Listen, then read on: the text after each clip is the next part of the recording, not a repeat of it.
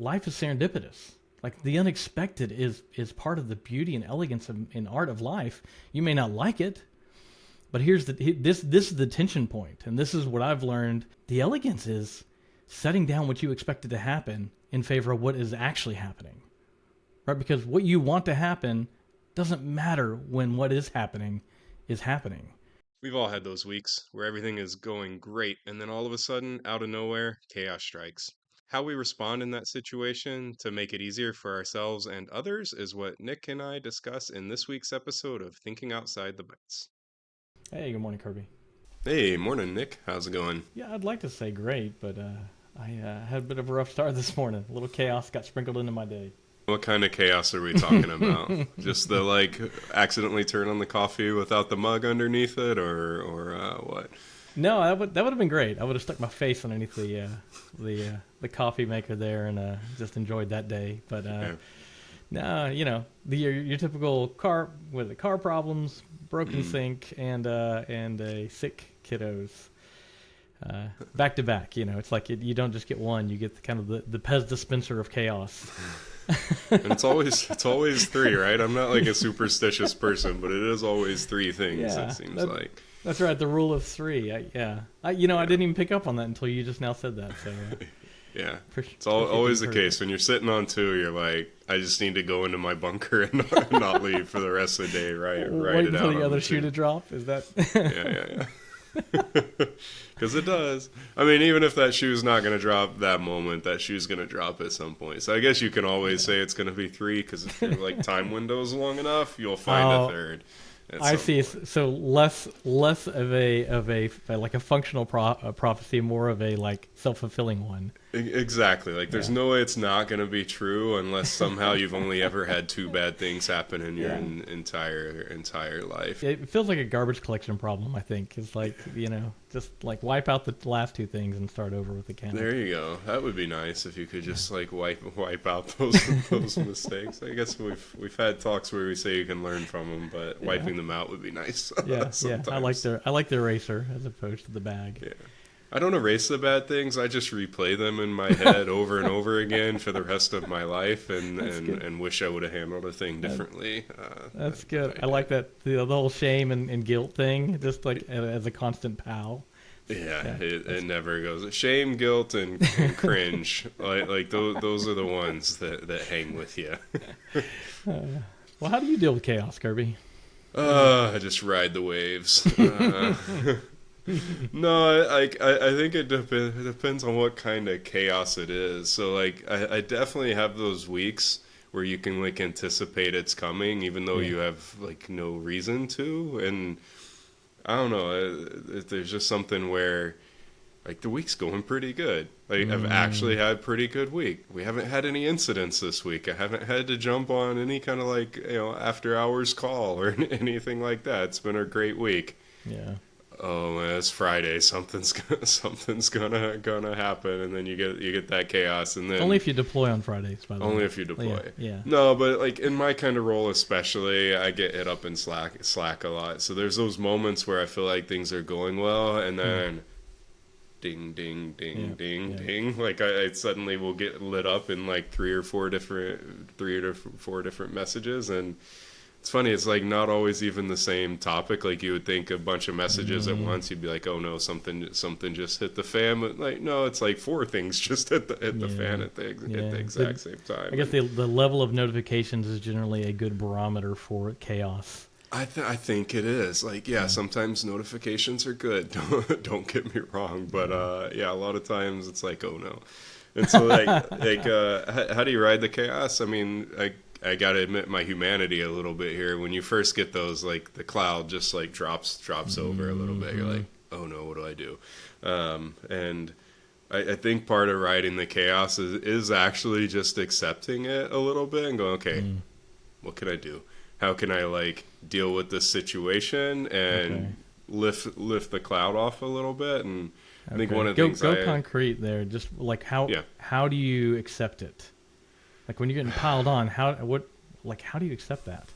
Yeah, it's a great question, and this is going to be one of those where I have tools that work, but I'll tell you, it's not that I often succeed at this. So they work but aren't used. Is it like having a bunch of woodworking tools in your garage and not knowing how to build a table? Yeah, clearly I'm an excellent carpenter based off of the tools out here. No, I think there are some ways.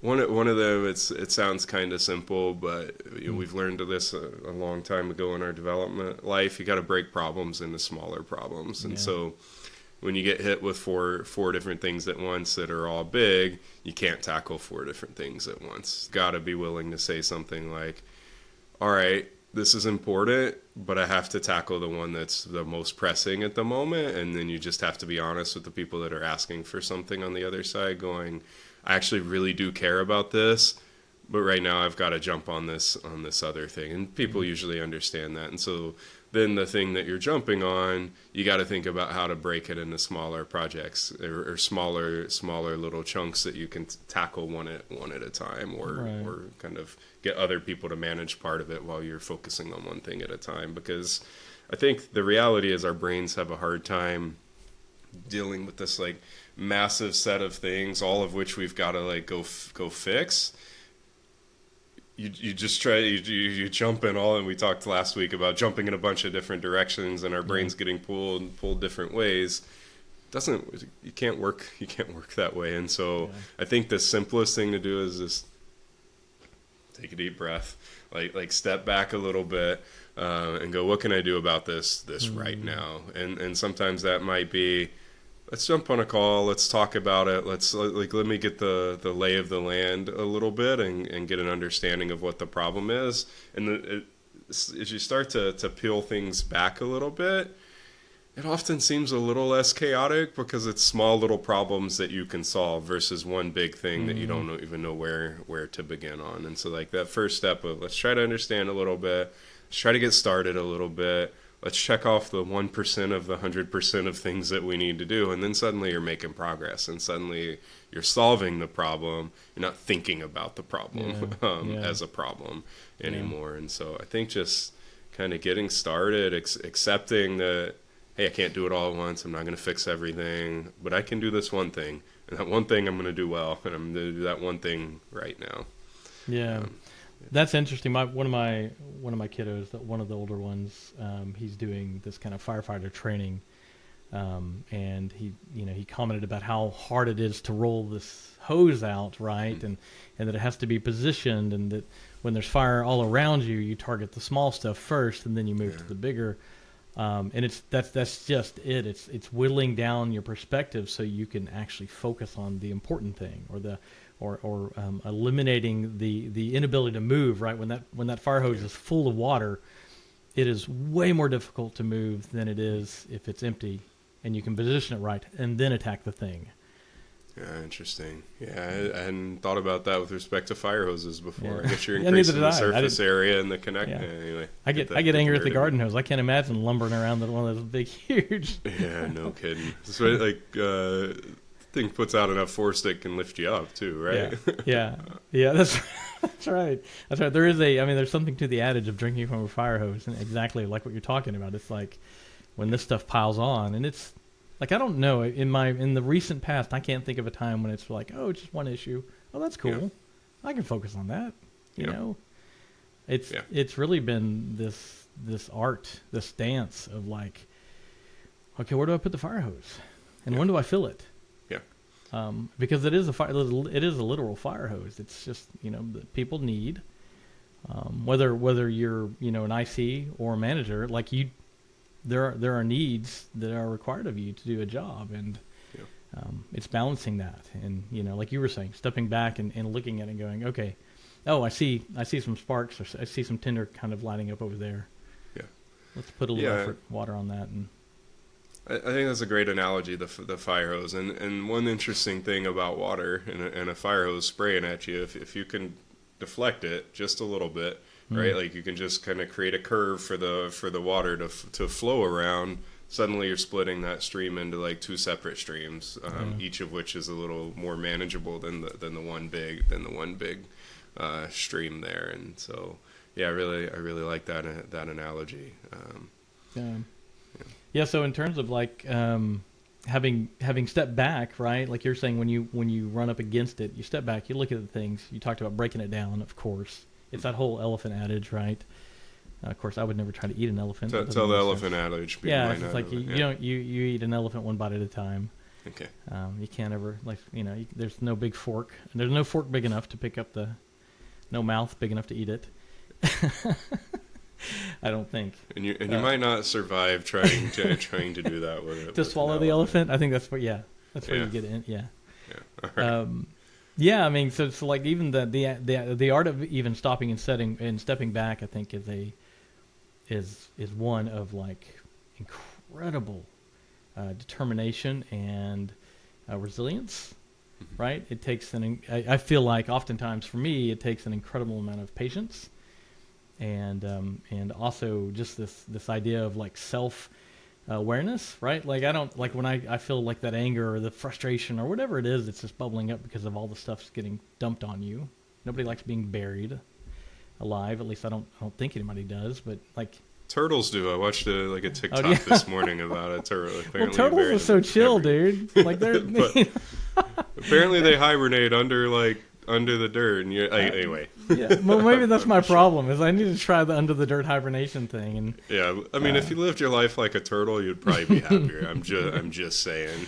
Maybe I do. Maybe that's my problem. I do move like a turtle, but I don't live the chill life of the turtle. Feeling like that's old age and not so much like being confident and calm. Yeah, exactly. But there is a beauty, there is an elegance in calm, right? And obviously in peace. Because when you jump into this pile of just trash that's on fire, no doubt, your chaos doesn't bring like the fulfillment of getting things done. Your chaos brings more stuff to get done. Yeah.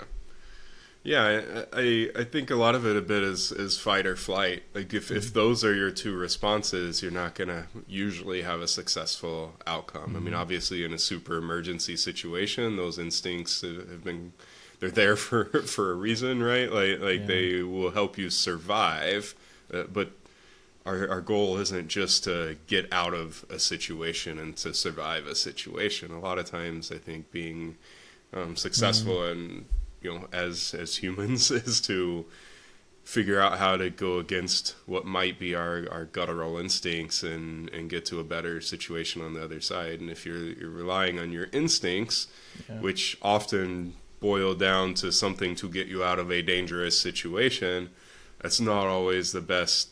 That doesn't always lead you to the best places, because especially sometimes growth is about dealing with those dangerous situations and getting to a better way of managing those, because in the workplace you're often dealing with things that, I mean, you want to keep your job, you want to be successful in your job, you want to grow through it and all of that. And if we relied purely on base instinct, well, you're not looking at how to make the system better, you're looking at how to yourself deal with it. And I think having a little bit of that calm and creating a little bit of that calm, figuring out how to create a little bit of that calm, helps you navigate change in hard situations that you might otherwise respond not so great to. Because I think generally speaking, we don't do well with change. There are very few people who can navigate a complex new situation that they don't have established patterns for. Like that's a hard thing to do, and most people don't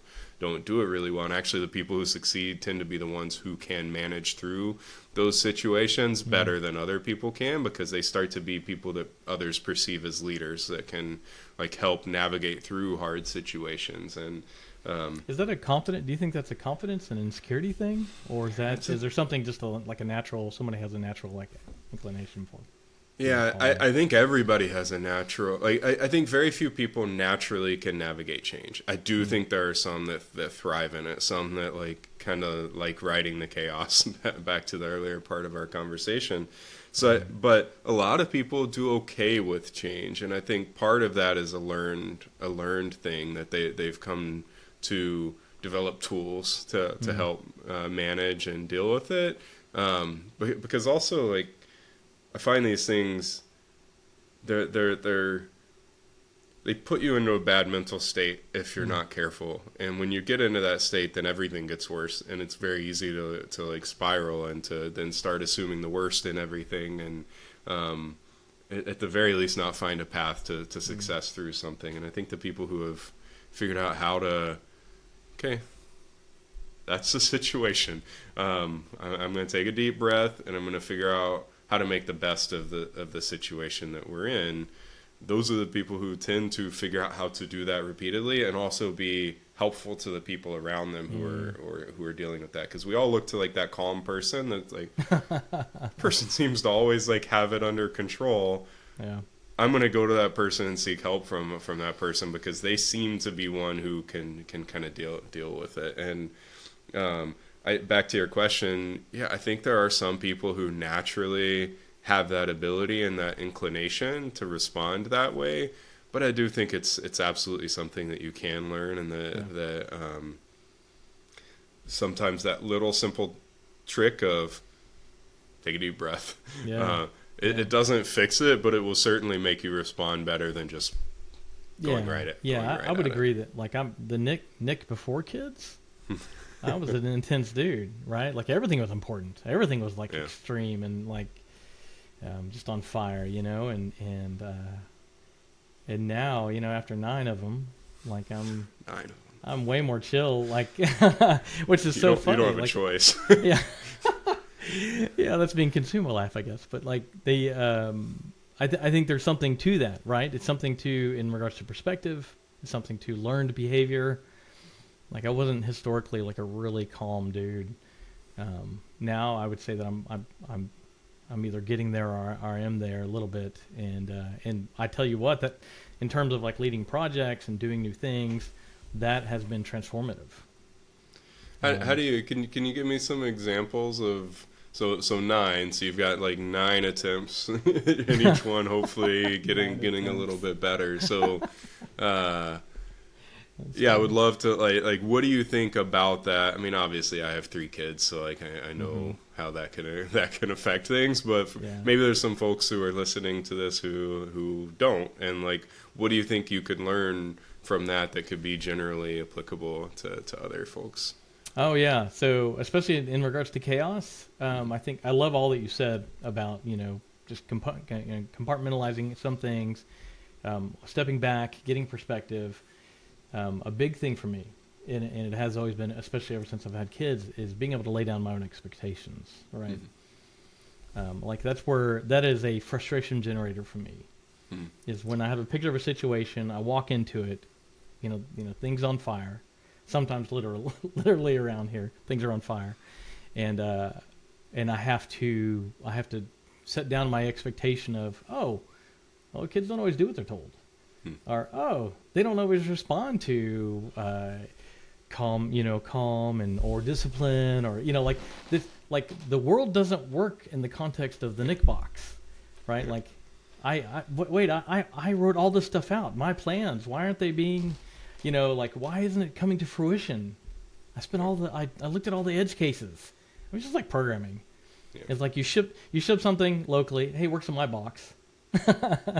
Then you ship, and we know from dev to production, it gets increasingly more expensive to fix something, right? Like as it leaves your environment, and it's funny because the expectation is when it leaves your environment, it works, it's tested, it's in good shape, it's ready to go, feature flagged, whatever the things are, whatever the magical things are, and then it arrives in production, all of a sudden it breaks. Yeah. Well, that's because there's like life is serendipitous. Like the unexpected is part of the beauty and elegance in art of life. You may not like it, but this is the tension point, and this is what I've learned. Not just having kids, of course, a lot from them, but like being an IC, being somebody who's managed technology and people. The elegance is setting down what you expected to happen in favor of what is actually happening. Yeah. Right, because what you want to happen doesn't matter when what is happening, right? Like reality hits, and instead of whining about, gee, it should have been like this, you go, okay, well, here's what's going on.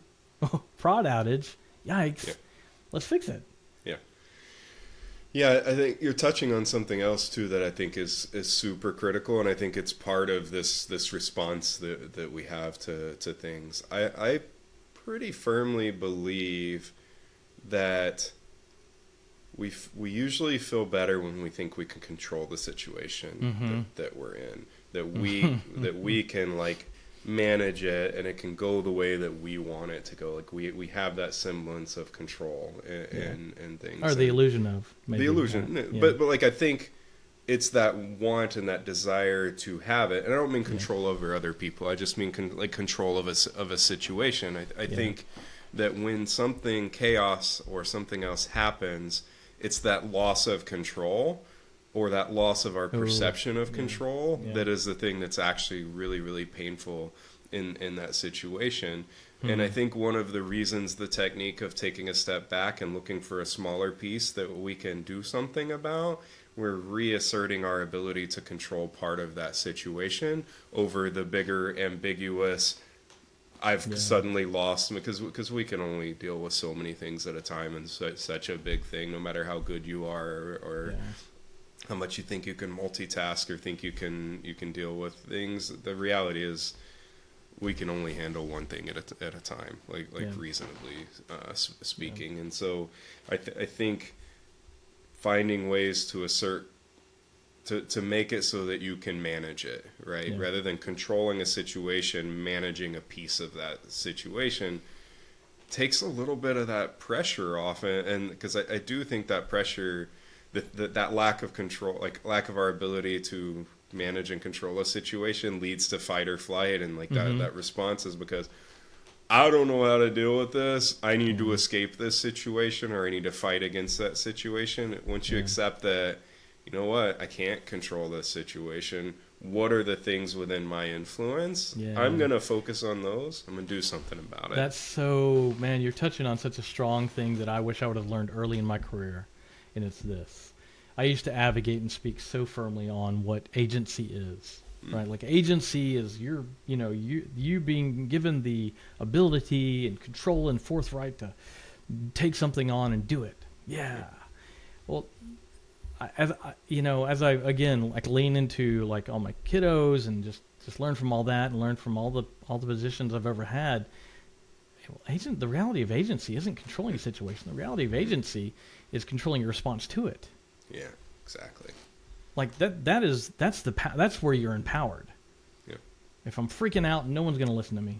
I can't lead in freak out mode, and I certainly can't lead when I'm running behind the people I'm trying to lead. Yeah.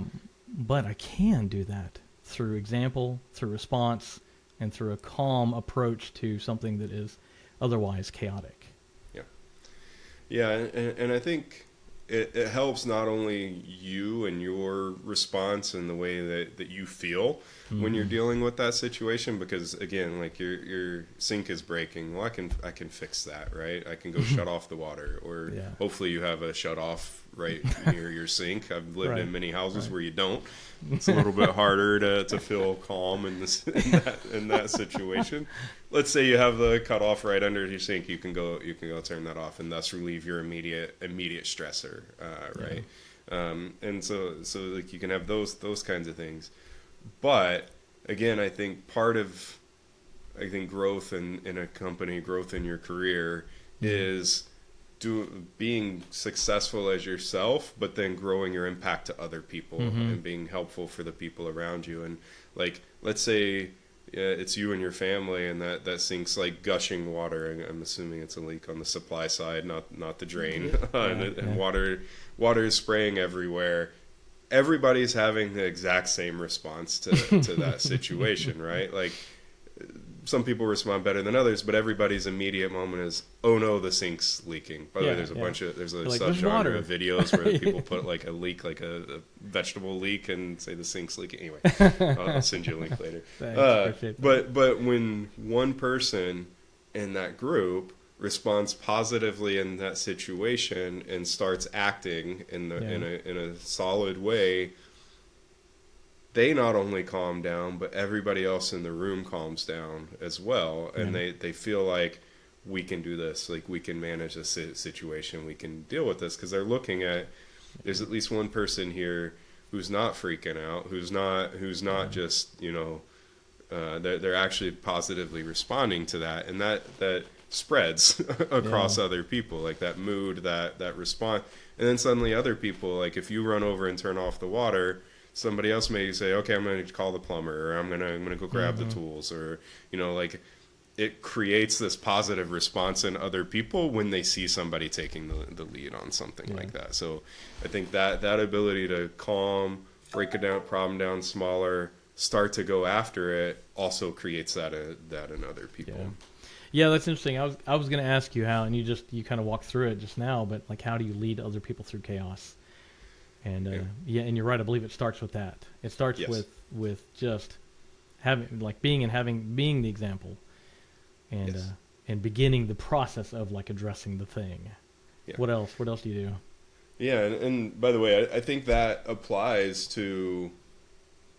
It doesn't matter your level. It doesn't matter your role. Like I've seen junior engineers take on that mantle before in a room with much more senior people, and then all the senior people like responded positively to that. So I think that makes a big deal. Yeah. So and then you're asking like what else kind of thing. So I think sometimes there's the immediate handling of the emergency situation, the turning off the shut off to the supply lines there. But then there's the like, what do you do after that, and how do you then kind of deal with the bigger situation that you might be dealing with? And sometimes that is, I think, as simple as starting to make a plan, like just step back and go, okay, we're going to need to call the plumber. We're going to need to, well, clearly there's some parts missing here. I can do this myself, and I can, I can see where the leak is.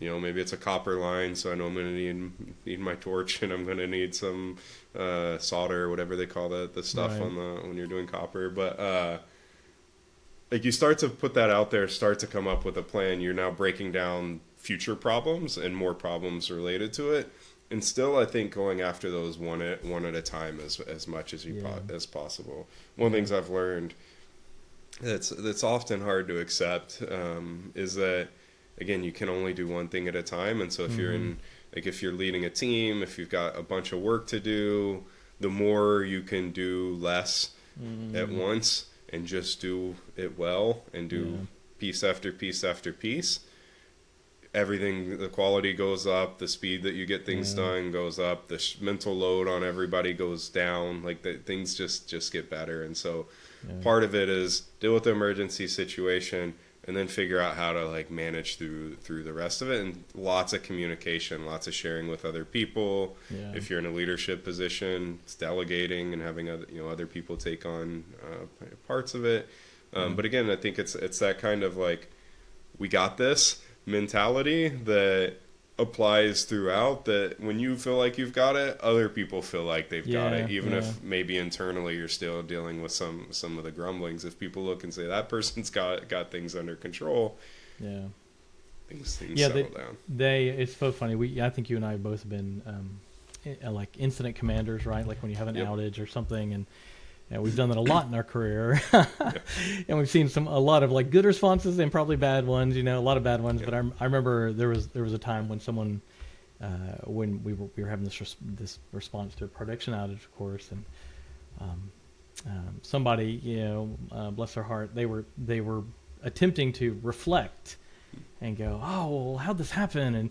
And, dropping 5 Ys in the channel. And we're like, whoa, hold on. And this is where I got this, because it just hit me, and then I shared it with the channel, and everybody, we kind of realigned. And that's another thing, is like, I don't care who you are, if you've got something like valuable to share to help realign what you're doing, share it. And I immediately responded with, it's about remediation, it's about response, then it's reflection. Right? Those 3 things, catalyze the effort to move forward. And I could explain all 3 of those things, but it's obvious.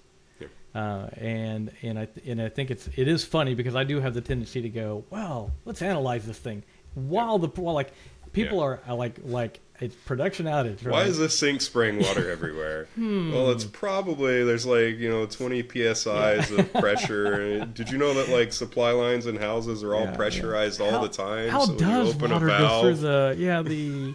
I just.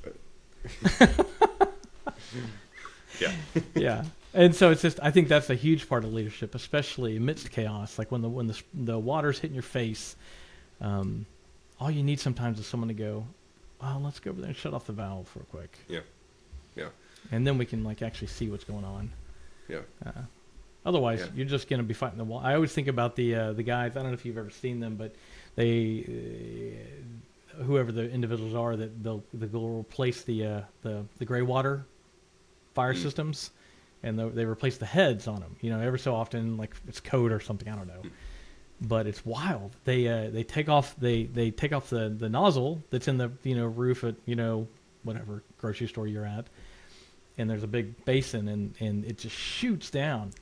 And they wait. This is so interesting because you can't see the threads, you can't see anything else, and they've got the other fixture ready to go.